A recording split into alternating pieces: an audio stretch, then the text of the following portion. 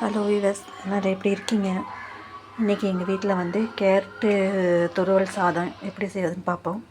அதுக்கு தேவையானது வந்து கடுகு உளுந்தம் பருப்பு கொஞ்சம், அப்புறம் கடலைப்பருப்பு கொஞ்சம் 2 டீஸ்பூனு, அதுக்கப்புறம் வந்து ஒரு பெரிய வெங்காயம் சின்னதாக நறுக்கிக்கங்க, அப்புறம் பச்சை மிளகா 3 நம்பர், கருவேப்பிலை கொத்தமல்லி, அப்புறம் நான் கேரட் சீவி வச்சுருக்கேன்.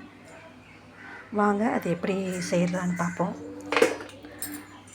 முதல்ல வந்து அடுப்பை பற்ற வச்சுக்கோங்க.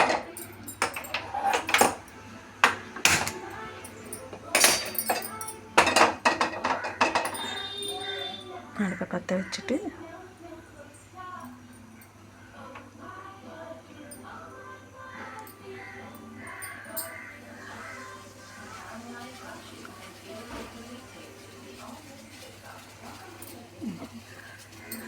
பாத்திரம் சூடானோன்னே ஒரு 2 டீஸ்பூன் எண்ணெய், கடலை எண்ணெயில் கொஞ்சம் செஞ்சால் கொஞ்சம் டேஸ்ட்டாக இருக்கும். நான் கொஞ்சம் கடலை எண்ணெய் தான் நான் செய்வேன் எப்போவுமே.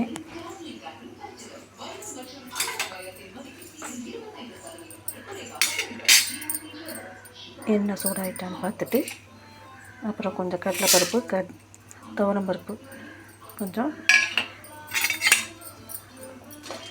கடலைப்பருப்பு கொஞ்சம் எல்லாம் போட்டு கொஞ்சம் பொன்னிறமாக வர வரைக்கும் கொஞ்சம்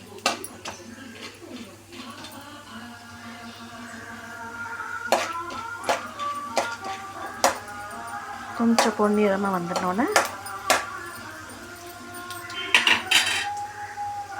நம்ம எல்லாம் நறுக்கி வச்சுருந்த வெங்காயம், கடுகு தெரித்தோன்னே அதில் கொஞ்சம் வெங்காயம், 2 பச்சை மிளகா, கருவேப்பிலை கொத்தமல்லி எல்லாம் போட்டு வதக்கிடணும்.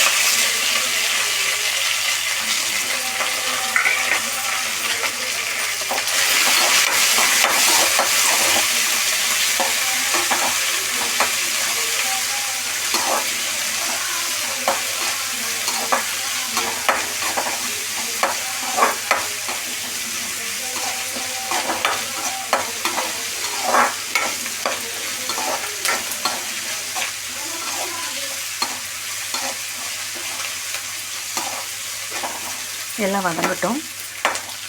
வதங்கினோன்னே வெங்காயம் வந்து கொஞ்சம் கண்ணாடி பதம் மாதிரி வரணும். வந்த அப்புறம் பச்சை மிளகா எல்லாம் கருவேப்பிலை கொஞ்சம் கொத்தமல்லி தரலாம் கொஞ்சம் வதங்கினோன்னே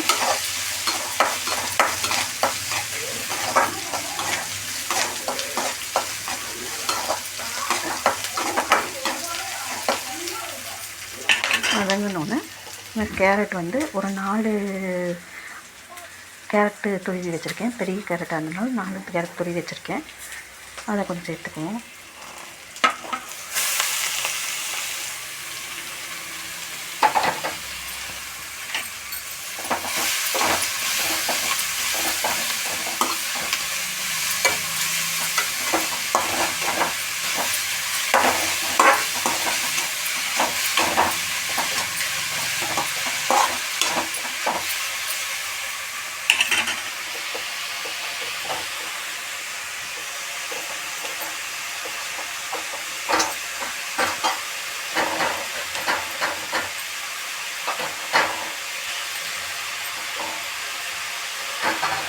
இன்றைக்கி எங்கள் பசங்களுக்கு வந்து இந்த சாதம்லாம் கொடுக்க போகிறேன் லஞ்சுக்கு.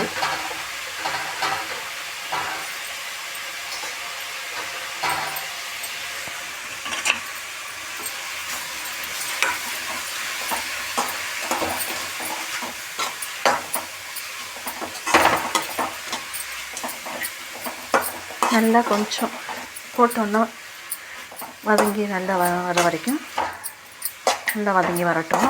வந்த அப்புறம் கொஞ்சம் மஞ்சத்தூள்,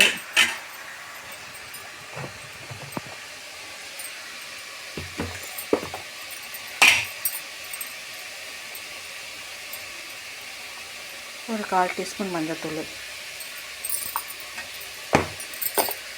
கொஞ்சம் பெருங்காயம், கொஞ்சம் எல்லாத்துக்குமே என்னென்ன செய்வீங்களோ எல்லா காய் எல்லாம் பண்ணாலும் பெருங்காயத்தூள் சேர்த்துக்கிட்டால் கொஞ்சம் டேஸ்ட் கொடுக்கும். அதனால் நான் எப்போவுமே எல்லாத்துக்குமே நான் பெருங்காயத்தூள் யூஸ் பண்ணுவேன்.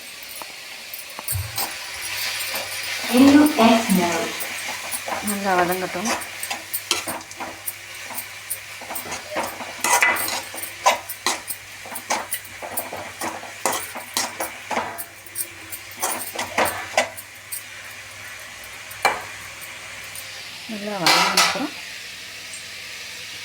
கொஞ்சம் உப்பு சேர்த்துக்கோங்க. தூள் உப்புனாலும் சேர்த்துக்கலாம், இல்லை கல் உப்புனாலும் சேர்த்துக்கோங்க. கொஞ்சம் சேர்த்துட்டு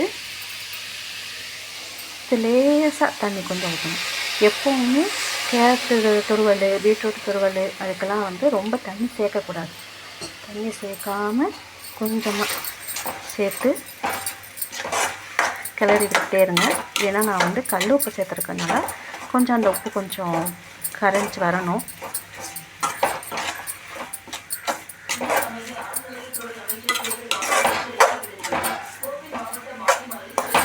நல்லா கொஞ்சம் வேகட்டும். வெந்த அப்புறம் எப்படி இருக்குன்னு நம்ம பார்ப்போம். மூடி வச்சிடணும். ஒரு தட்டு வச்சு மூடி வச்சிருங்க. இன்னும் கொஞ்சம் தண்ணி சேர்த்துக்கோங்க.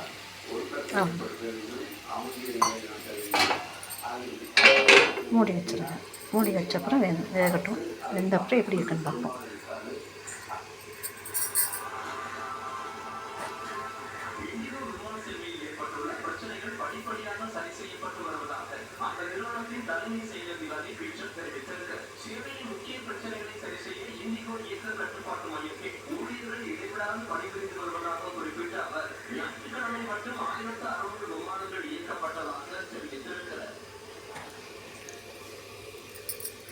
போதும், வெந்திருக்கும்.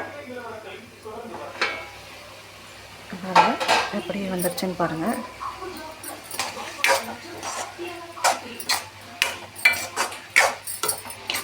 இந்த அளவுக்கு வெந்தால் போதும். அப்போ தான் நம்ம சாதத்தில் கிளறும் போது கொஞ்சம் நல்லாயிருக்கும். ரொம்ப வரட்டிட்டோம்னா சாதத்தில் பிணையும் போது கொஞ்சம் எப்படி சுமாராக இருக்கும்.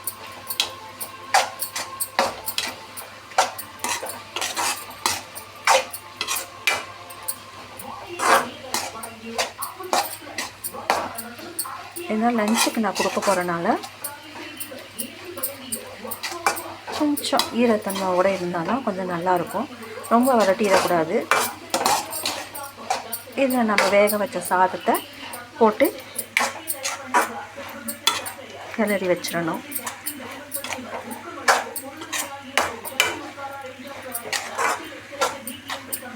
நல்லா வேகட்டும். இன்னும் கொஞ்சம் வதங்கின அப்புறம் கலர் கொஞ்சம் மாறின அப்புறம் நம்ம அதை எடுத்து சாதத்தை ஒரு 4 கேரட்டுக்கு ஒரு கப்பில் கொஞ்சம் சாதம் எடுத்து அதில் போட்டு நல்லா கிளறி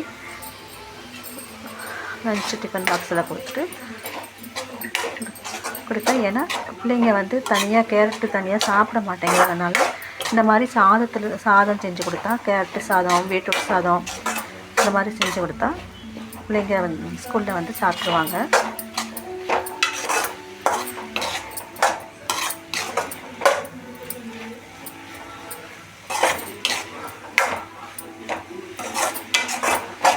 அவ்வளோதாங்க. நம்ம இதில் சாதத்தை போட்டு கிளறிட்டு டிஃபன் பாக்ஸில் கட்டிடணும். அவ்வளோதாங்க.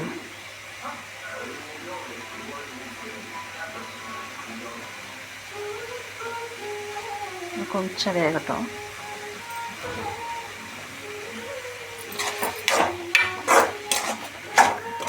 கொஞ்சம் கிளறி விட்டுட்டே இருந்தால் கொஞ்சம் நல்லாயிருக்கும்.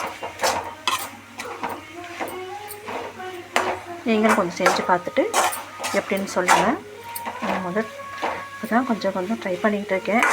ஏதாவது தப்பு இருந்தாலும் அதை சொல்லுங்கள், நான் மாற்றிக்கிறேன். எப்படி என்ன செய்யணும், எப்படி பேசணும் அதெல்லாம் சொல்லுங்கள், நான் மாற்றிக்கிறேன். ஓகேங்களா? இப்போ இது ரெடி ஆகிட்டு சாதத்தை போட்டு வச்சிட்டோம்னா ரெடி ஆகிடும். ஓகேங்க. நான் அடுத்த வீடியோவில் சாதம் கிளறிட்டு அது இப்படி இருக்குன்னு நான் காட்டுறேன். ஓகேங்களா? வைங்க.